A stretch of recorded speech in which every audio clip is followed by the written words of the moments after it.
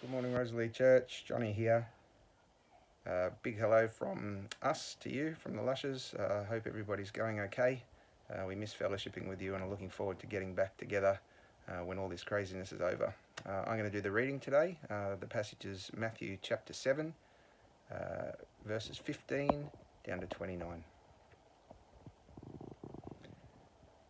Beware of false prophets who come to you in sheep's clothing, but inwardly are ravenous wolves. You will recognize them by their fruits.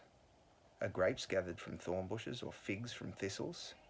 So every healthy tree bears good fruit, but the diseased tree bears bad fruit. A healthy tree cannot bear bad fruit. Every tree that does not bear good fruit is cut down and thrown into the fire. Thus you will recognize them by their fruits. Not everyone who says to me, Lord, Lord, will enter the kingdom of heaven, but the one who does the will of my Father who is in heaven. On that day many will say to me, Lord, Lord, did we not prophesy in your name, or cast out demons in your name, and do mighty works in your name? And then I will declare to them, I never knew you. Depart from me, you workers of lawlessness.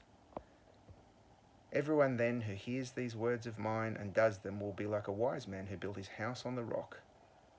And the rain fell, and the floods came, and the winds blew and beat on that house, but it did not fall, because it had been founded on the rock.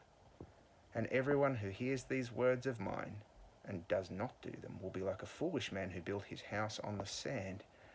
And the rain fell, and the floods came, and the wind blew and beat against that house, and it fell, and great was the fall of it. And when Jesus had finished saying these things, the crowds were astonished at his teaching, for he was teaching them as one who had authority and not as their scribes. This is God's word.